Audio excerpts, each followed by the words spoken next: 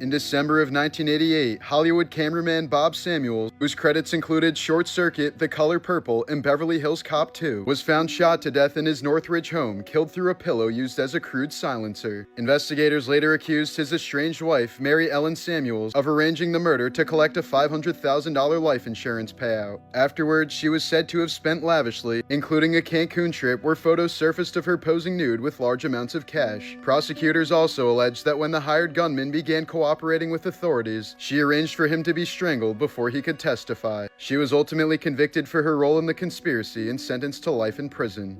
In August of 1993, 6 Kazakhstani hikers died during a trek through Siberia's Kamar Daban mountain range. The only survivor later told investigators that members of the group suddenly began screaming, bleeding from their eyes and ears, foaming at the mouth, and clawing at their throats before collapsing one by one on the mountainside. Official reports ultimately ruled most of the deaths as hypothermia, with the group leader reportedly dying from a heart attack. But the survivors' description of the final moments has kept the incident controversial, with theories ranging from altitude sickness and poisoning to extreme weather exposure. This may be the most disturbing Valentine's Day gift of all time. South African trophy hunter Marilies van der Merwe drew backlash after killing a 17-year-old bull giraffe during a Valentine's Day hunt her husband reportedly paid for. After shooting the animal, she cut out its heart and presented it to her husband as a Valentine's Day gift, later posting photos with it online. The images quickly went viral and sparked criticism worldwide, but she defended the hunt by saying regulated trophy hunts generate permit fees that go toward wildlife management, anti-poaching efforts, and local land conservation, and that older, non-breeding animals are often selected to reduce pressure on habitats. In 2020, a Dollar General employee with diabetes was fired after drinking a $2 orange juice at the register when she began feeling symptoms of diabetic shock. The company said she violated policy by consuming merchandise before paying for it, labeling the act as grazing, even though she later paid for the drink. The dispute escalated into a lawsuit, and a jury ultimately awarded her $277,000 in damages, turning the incident into a widely discussed example of strict workplace policy clashing with a medical emergency. 23-year-old Arizona man Christopher Todd Eric died following a mental health crisis and was mistakenly recorded as unclaimed due to a clerical error, according to his family's allegations. Years later, his mother said she recognized his preserved body inside a public anatomical exhibit where it had been plastinated and displayed without her knowledge or consent. She's since pursued legal action seeking to recover his remains and challenge how unclaimed bodies are processed, sparking debate over consent, medical displays, and the ethical handling of human remains. A Connecticut man survived a horrific workplace accident after his arm became trapped inside an industrial furnace for 3 days. As circulation failed and tissue began to decay, he reportedly tried to amputate his own arm using a saw blade after noticing the smell of rotting flesh, but he lost consciousness from pain before he was able to finish. Concerned when he failed to show up for work, a friend contacted authorities, and rescuers eventually freed him, preventing a more than likely fatal outcome. Florida high school principal Dr. George Kenney built a devoted following by hypnotizing students to boost confidence and performance despite not being licensed. But in 2011, 3 teens he had worked with died within months of each other, one in a car crash, raising alarm from families who believed the hypnosis may have caused psychological harm. Investigators never proved a direct link to the deaths, but Kenney was charged with practicing hypnosis without a license, pleaded no contest, and resigned in 2012. Lawsuits from the victims' families ended in settlements, while Kenney quietly left Florida and withdrew from public life, leaving the controversy unresolved. John C. Woods, the U.S. Army hangman who carried out the executions of Nazis at the Nuremberg trials, completely lied about his qualifications to get the job, claiming prior experience as an executioner when none of it could later be verified. As a result of his incompetence, several condemned Nazi officials did not die from a clean neck break, which is the intended outcome of a properly calculated drop. Instead, multiple prisoners slowly strangled in agony, some taking up to 20 minutes to die while witnesses observed visible suffering. Despite complaints from observers, Woods continued performing executions and was never formally disciplined for the botched hangings. Scientists have captured the oldest living vertebrate on Earth drifting through near black Arctic waters, a Greenland shark moving slowly through the depths. Clear footage of these sharks is extremely uncommon because they live so deep and in low light. Scientists believe some can live for centuries, with eye lens analysis suggesting lifespans up to 400 years and possibly even closer to 500. They only grow about a centimeter per year, yet can still reach lengths over 20 feet, and females may not reach sexual maturity until around 150 years old, one of the slowest life cycles ever recorded. Many carry parasites that eventually damage their vision, yet they still hunt using scent and vibration. If the highest estimate estimates are correct, this animal could have been alive since the 1500s, moving through the ocean long before the Pilgrims sailed to America. Here's some footage from an actual other world, captured by a robotic rover crawling across the surface of Mars nearly 225 million miles from Earth. What you're seeing isn't a traditional video recording. It's a splicing of thousands of individual photos stitched together into a moving panorama, since rovers don't record footage the way cameras on Earth do. Every frame has to survive extreme cold, radiation, and dust before being sent back as radio signals traveling through space. You're looking at terrain no human has ever touched, ancient rock formations and dry landscapes that may have once held water, captured piece by a machine made by humans exploring a silent planet. NHL star Johnny Gaudreau, known as Johnny Hockey, built a reputation as one of the league's most electric, undersized scorers, dazzling fans with elite speed despite standing just 5'9". But in August of 2024, he returned to his New Jersey hometown with his younger brother Matthew for their sister's wedding weekend, a trip meant to be a celebration. While riding bicycles together along a rural road at night, police say a drunk driver attempted to pass traffic and slammed into both brothers from behind, killing them at the young ages of 31 and 29. Prosecutors later charged the driver with aggravated manslaughter, reckless vehicular homicide, evidence tampering, and leaving the scene, with the case still moving through courts as the hockey world mourned one of its brightest stars. After Team USA defeated Canada in overtime to secure Olympic gold, players carried Gaudreau's number 13 jersey onto the ice and brought his children into the celebration, dedicating the victory to him in an emotional tribute that showed how deeply his loss still resonates across the sport. Just last week, a college party clip blew up online after looks-maxing streamer Clavicular got brutally frame-mogged by an ASU frat lord standing beside him with zero effort, the camera angle draining his aura in real time. The posture diff locked him into a ruthless side-by-side that spread across feeds like wildfire. The moment triggered instant cortisol spikes and total aura collapse, while the frat leader named Varys leaned into the attention, jester maxing across campus and dropping the nonchalant gimmick that made the clip go viral. Themes across the internet quickly flooded the timeline, going full goon max over every micro-expression like it was a historical artifact, reposting the same frozen frame until it became the only canon version people recognized. Edits kept looping, glaze levels stayed high, and the posture diff turned into permanent lore. What should have been a forgettable party interaction became a snapshot the algorithm refused to let die, slowly reshaping Clavicular's image into a meme defined by one cursed angle. 24-year-old Bulgarian influencer Andrea Ivanova drew global attention after reportedly spending more than $49,000 on repeated lip filler procedures in pursuit of extreme cosmetic changes. She's publicly shared complications following treatments, including severe swelling, discomfort, and being unable to fully close her mouth. Doctors warn that excessive filler can stretch tissue, increase infection risk, and permanently alter normal facial function. In 2018, a 34-year-old man in Hunan, China attempted to fake his own death by sending his car into a river as part of an insurance fraud scheme meant to send his family a payout of about $145,000. But fully believing her husband had truly died, his wife later drowned their two children before taking her own life. Authorities said she had no knowledge of the plan and had been under severe emotional and financial stress, including heavy medical expenses tied to a child's epilepsy treatment. The man resurfaced days later and turned himself into police, telling investigators the scheme was driven by debt, turning what began as a fraud attempt into a fatal chain of unintended consequences. In 2006, comedian Bill Maher sparked backlash after attending a Halloween party dressed as Steve Irwin, wearing a khaki outfit with a fake stingray barbed through his chest just weeks after Irwin's real-life death.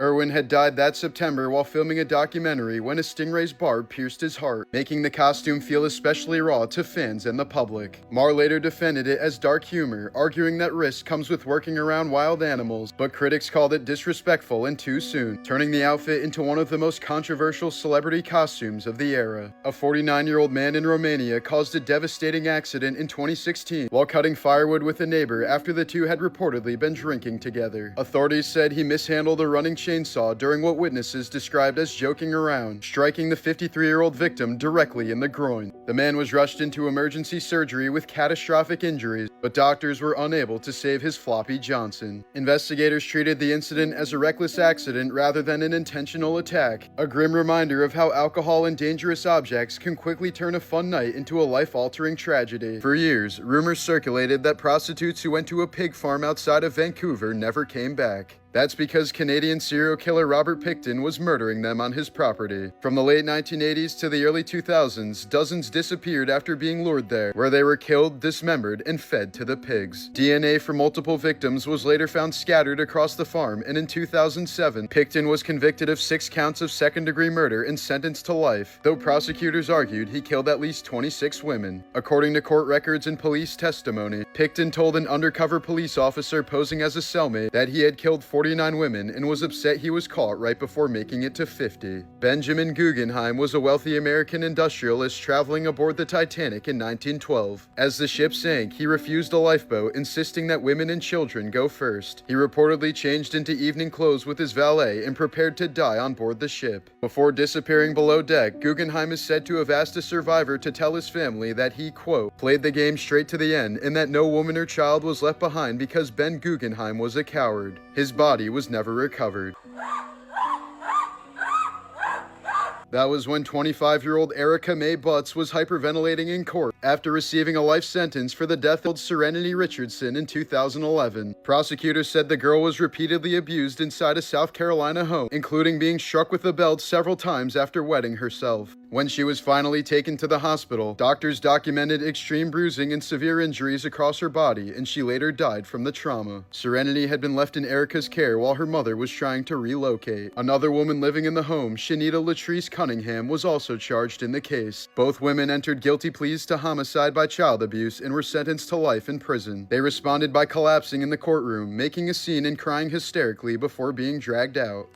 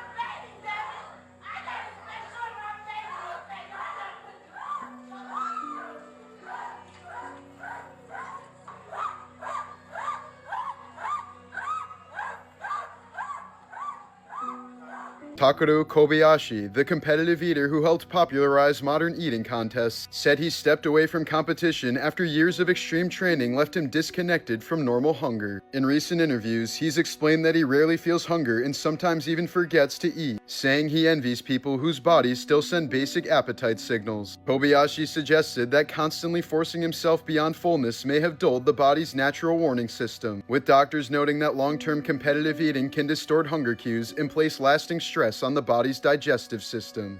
In December of 1984, Janelle Matthews disappeared from her home in Greeley, Colorado, after returning from a school concert, leaving behind signs that she'd been taken from the house. For decades, the case went unsolved until construction workers discovered her remains in 2019, 15 miles away from where she disappeared. Investigators soon focused on former neighbor Stephen Pankey, who'd repeatedly inserted himself into public discussions about the case and referenced it several times while running for governor of Idaho. Prosecutors said his own statements and changing stories helped tie him to the crime. In 2022, Pankey was convicted of kidnapping and murder and later sentenced to life in prison. Here's an incredible look at a 2,000-year-old Roman aqueduct that still carries water today. Hidden beneath the ruins of Smyrna Agora in Izmir, Turkey, this ancient underground channel was built during the Roman Empire to supply the city of Smyrna with fresh water. Using carefully engineered stone tunnels and gravity alone, Roman engineers directed water from nearby hills through passageways beneath the city. Remarkably, parts of the system still function nearly 2 millennia later, with water continuing to flow through the same channels built by ancient Roman engineers. Ferdinand Postman Cheval was a French mailman who spent 33 years building an enormous stone palace using nothing but the rocks he collected on his daily route. With no architectural training and only a wheelbarrow and simple hand tools, he worked night after night to assemble columns, towers, archways, and sculptures into a dreamlike structure he called the ideal palace. For the longest time, people in his village thought he was eccentric, but the finished palace was so extraordinary that France eventually declared it a National Historic Monument. These were the wonky teeth that ultimately got Ted Bundy convicted. Before that moment, Bundy had already escaped custody twice in 1977 while awaiting trial in Colorado. During his first escape, he was allowed to act as his own attorney and therefore wasn't put in handcuffs, which gave him enough freedom to slip away from guards and jump from a courthouse window. After being recaptured, he engineered a second escape by deliberately starving himself, losing enough weight to squeeze through a small opening in the ceiling of his jail cell. That second escape took him all the way to Florida, where he apparently still couldn't resist his murderous urges. While hiding out in Tallahassee, Bundy broke into the Chi Omega sorority house and carried out a brutal attack on 4 young women, leaving 2 of them dead. One of the victims, 20-year-old Lisa Levy, was bitten deeply on the left butt cheek during the assault, leaving behind a clear dental impression. Unlike Bundy's earlier crimes, which were built largely on circumstantial evidence, the bite mark was matched to his unusually crooked teeth and served as the key piece of evidence that finally sealed his conviction as a serial killer.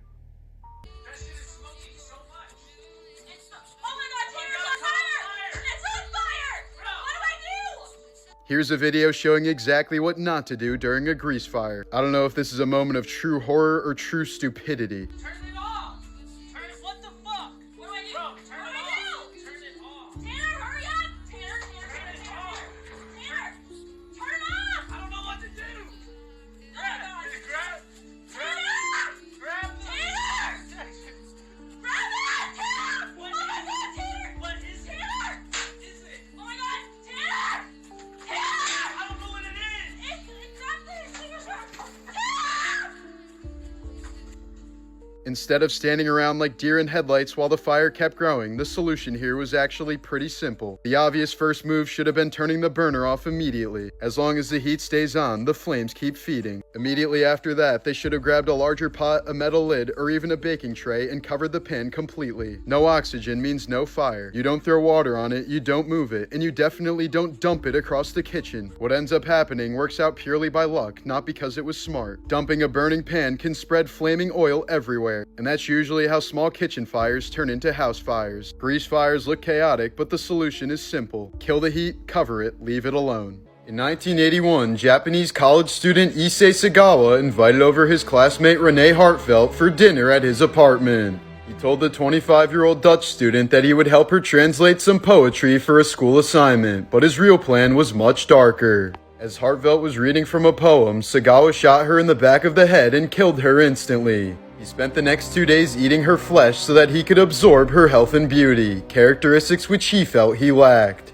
It was a plan that was decades in the making, but it only took police 2 days to arrest him. But a French court deported him to Japan, where he avoided serving any jail time due to a legal technicality. He remains free to this day and even says he wants to taste human flesh again before he dies. These are photos of former Ukrainian President Viktor Yushchenko before and after he was poisoned by Vladimir Putin in 2004. He and his family believe the assassination attempt was ordered because Yushchenko wanted Ukraine to integrate more with the rest of Europe. A doctor chronicled the progression of Alzheimer's disease in one of his patients by collecting her signatures on medical forms over the years. Ever since the Taliban takeover, the price for a kidney on the Afghan black market has dropped from $4,000 to $1,500. This is because so many people have been selling their own kidneys just so they can afford to feed their children. Such high supply of the organ has caused the price to plummet in short time. Here's some insanely rare footage of a siphonophore, a deep-sea colony that looks more like an alien or sea creature than anything from Earth. Even though they appear to be a single creature, they're actually colonies made up of thousands of tiny bodies called zooids, each assigned a specific role like feeding, reproduction, or movement. Some species can grow longer than a blue whale, trailing glowing tentacles through the dark to sting and capture prey. Because they're extremely delicate and live thousands of feet below the surface, clear footage of siphonophores in their natural environment is rarely captured. Here's some footage of the only volcano in the world famous for its blue lava, Indonesia's Kawah Ijen. What you're seeing isn't actually blue molten rock, but sulfuric gas is igniting as they escape the crater, creating electric blue flames that can flow down the slope like liquid fire at night. The effect is only visible in darkness, which is why most clips are filmed after sunset. Miners still descend into the crater through toxic fumes to collect sulfur, working inside one of the most extreme volcanic environments on Earth.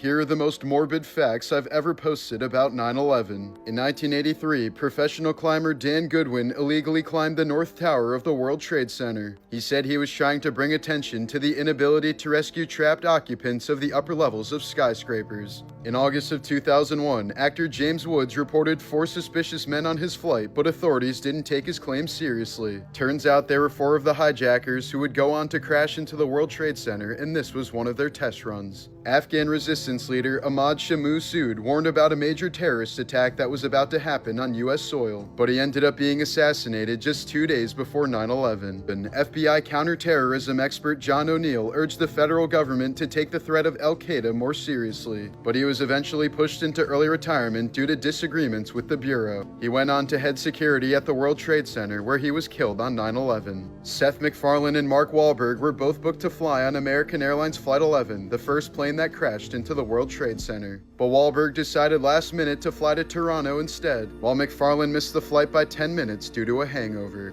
Released in June of 2000, video game Deus Ex didn't include the World Trade Center in its skyline due to technical limitations. The in-game explanation was that they were destroyed in a terrorist attack. In August of 2000, the band Dream Theater recorded a live studio album called Live Scenes from New York. The album cover art features the New York City skyline with the Twin Towers on fire. Most disturbingly, the album was quickly pulled from shelves after coincidentally being released on September 11, 2001. Only one non-military plane was allowed to fly after all commercial flights were forced to land. It was delivering antivenom to a snake handler in Florida who was bitten by the highly venomous taipan snake. Sculptor Michael Richards was killed in his art studio on the 92nd floor of the North Tower on 9/11. His art ironically focused on planes, including a sculpture of airplanes piercing a cast of his own body. This iconic photograph of 28-year-old Marcy Borders covered in dust was taken just after the World Trade Center collapsed. Marcy was a bank teller who worked on the 81st floor of the North Tower. She survived the collapse but sadly died from cancer in 2014, likely caused by the toxic fumes she was exposed to. The only off-duty NYPD officer who was killed in 9/11 had signed his retirement papers that morning, but instead of leaving his badge, John William Perry decided to pick it up one last time. Here's a photo of Porkchop the search dog receiving fluids and comfort before returning to his duties. Many 9/11 rescue dogs were becoming depressed because they weren't finding any live bodies. Rescue workers had to constantly bury themselves to trick the dogs into thinking they were actually saving someone. Tanya Head was a well-known 9/11 survivor who faked being in the South Tower during the attacks. She served as president of the World Trade Center Survivors Network for years until it was revealed she wasn't even in the country on 9/11. Known as the Meteor, this was the result of 5 floors of the World Trade Center being compressed together after the towers collapsed. It's not known if there are any human remains inside. Long after the cleanup, body parts were still being recovered. In 2006, the arm of a victim was found on the roof of a nearby bank. And as recently as 2013, fragments of human remains were discovered on top of a Manhattan rooftop more than a decade after the attacks. Since 9/11, more than 40,000 people have been diagnosed with cancers and chronic illnesses linked to the toxic dust released when the towers collapsed, a debris cloud made up of pulverized concrete, asbestos, fuel, and materials from office equipment and lighting systems. More first responders have died from 9/11 related illnesses than on the actual day of 9/11. Even nearly 25 years after the attacks, victims of 9/11 are still being identified. In 2025, 3 more people were named through advanced DNA testing using tiny fragments recovered from the World Trade Center site. But of the 2,977 victims, 1,100 of them still have no identified remains.